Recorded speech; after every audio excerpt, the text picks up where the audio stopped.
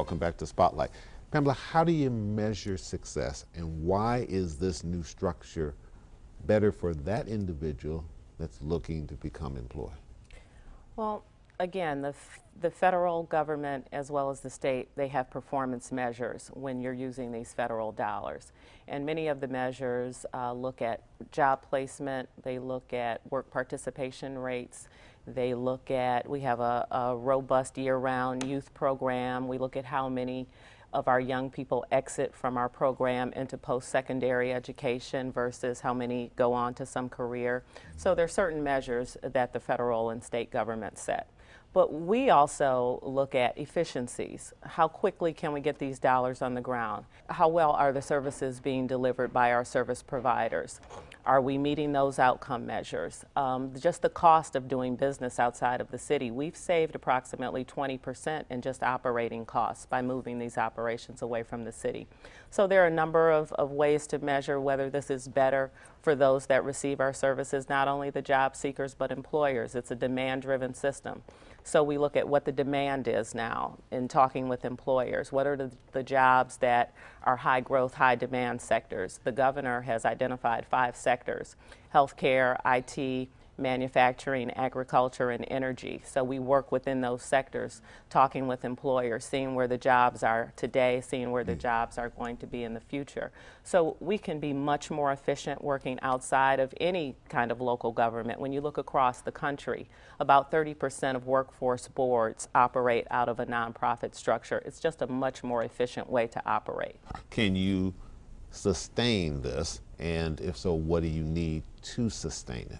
Thank you for asking. So sustainability is a huge concern, because if you look at funding just over the past couple of years coming from the federal agencies, it's decreased anywhere from 10 to 20%.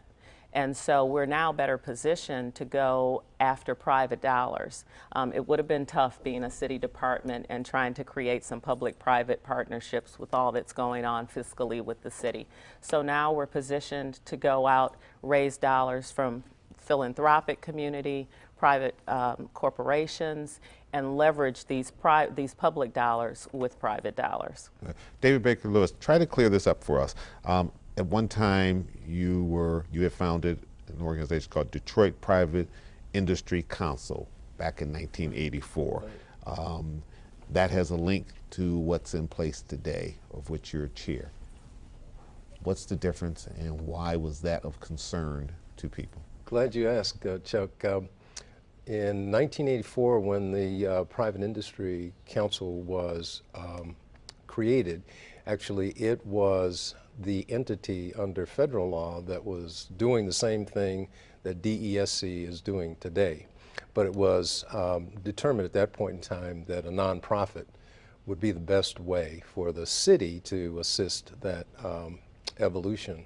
So that nonprofit had been organized, was effective and in good standing with the state of Michigan from '84 right through the time that we made this transition. So essentially what happened is that Private Industry Council name was changed.